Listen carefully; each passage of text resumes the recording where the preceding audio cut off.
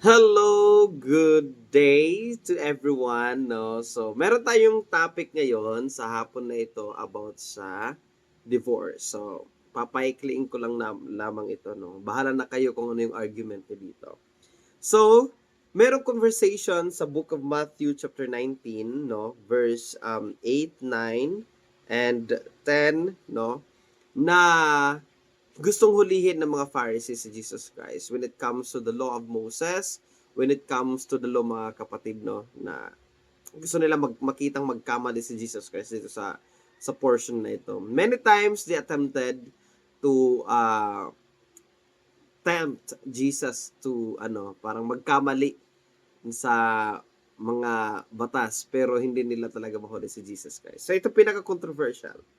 So, sabi dito sa verse 9, "And I say unto you, whosoever shall put away his wife, except it be for fornication," di ba? "And shall marry another, committeth adultery, and whoso marrieth her which is put away doth commit adultery." So, ibig sabihin, no, sabi mismo ng Bible, may exception ng Bible. So, kung sino man ang ihiwalay ang kanyang asawa, maliban sa fornication or any form of sexual immorality, la for example, yung partner mo tomboy, nakikipag-sex sa kapwa babae niya, or kaya yung asawa mo is bakla, nagbakla-baklaan kung kailan kayo matagal na sa pag-aasawa. So sabi dito, pinapahintulutan naman ah, na maghiwalay sila, no? So, may exemption about sexual immorality or any form of fornication. In other kasi in other version, it's either in New King James version, no. Um Sexual immorality ang nakalagay. Dito sa King James version is fornication.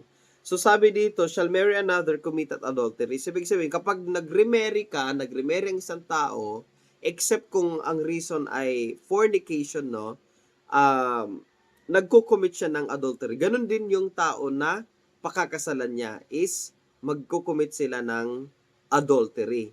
So, ibig sabihin, in kumbaga sa kabaliktaran nito, ibig sabihin pala kapag ang tao is nag-fornicate, yung partner mo nag-fornicate, nag-commit ng sexual immorality, you can remarry, no? You can remarry. God will honor that. Kasi yun naman ang reason dito, except merong exemption. Pero kung yung panahon na hindi ka pa mananampalataya, na ikasal ka, pero hindi ka pa naman mananampalataya, hindi ka pa baptized in Jesus' name, syempre wala ka pa namang alam sa mga bagay-bagay, di mo pa naman alam yung mga holy thing, no? Yung mga banal na mga bagay. I believe mayroong sukatan ang Panginoon. Laging may ang Panginoon, no? Meron siyang laging sukatan, sarili niyang measurement. This is only my own perception, no? And then, nangyari, siguro, nagkahiwalay kayo, na-divorce ka, tapos, you repented, nagrepent ka, nagsisi ka, truly, no? Sincerely, and then, gusto mo baguhin ang buhay mo, mag-start again. Siyempre, hindi mo naman mabubuo yung dati mong marriage, hindi mo na maaayos yun, mahirap yun. Lalo na kung isang party na lang ang may gusto, tapos yung isang party is talagang ayaw na, no, yung parang, o kaya binugbog ka, o kaya talagang yung dati mong partner nung hindi ka pa mananampalataya is fornicator, o kaya adulterer. So, no, God will honor that na mag remarry ka, and then ng kapwa mo mananampalataya, no, and then there is really a repentance in your heart. So, I believe God will honor that, God will accept that. Pero, sabi naman ng Bible talaga, hindi naman talaga ito ang kalooban ng Panginoon. Dahil lang talaga ito sa katigasan ng ating ulo, dahil pag mahal tayo ng Panginoon, di ba? So, dahil minsan sa katigasan ng ating ulo, sa hindi tayo marunong sumunod sa utos ng Panginoon. Kaya minsan, gumagawa ang Panginoon ng remedy kung paano tayo maililigtas, kung paano tayo, no, syempre, ang Panginoon, He understood naman our flesh, He understand our mga kahinaan natin.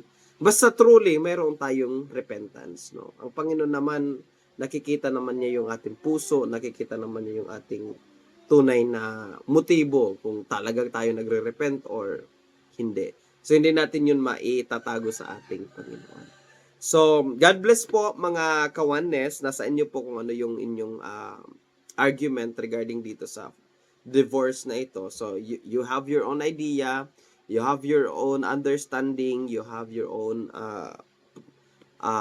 interpretation when it comes to Matthew chapter 19. Ito kasi, kaya ko lang sinabi kasi meron namang exemption dito eh. Mismo si Jesus Christ nagsabi na, except for fornication. Ibig sabihin, you can remarry if the reason is fornication or any form of sexual immorality. So, salamat kasi nga ang marriage is gift yan ng ating Panginoon. Ayaw naman ng Panginoon no na ang tao ay magdurusa kung wala siyang partner. Kasi siya nga hinanapan niya si Adam ng partner kasi nga nalulungkot si Adan, nalulungkot si Adam. So, ibig sabihin, because yung marriage is gift mula sa ating Panginoon, hindi niya papahintulutan na tayo ay mag-isa, malungkot, no? Na, kasi syempre, tayo bilang partner, no, tapos mag-fornicate yung ating asawa, mag-adultery, no? Mag-commit ng adultery.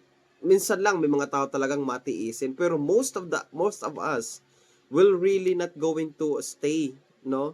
Longer sa ating partner kasi nga masakit yun sa atin na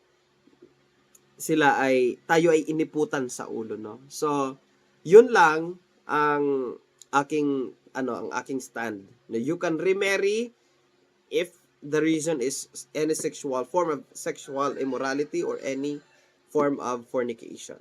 So, God bless everyone. Purihin natin ang ating Panginoon. Maraming salamat po.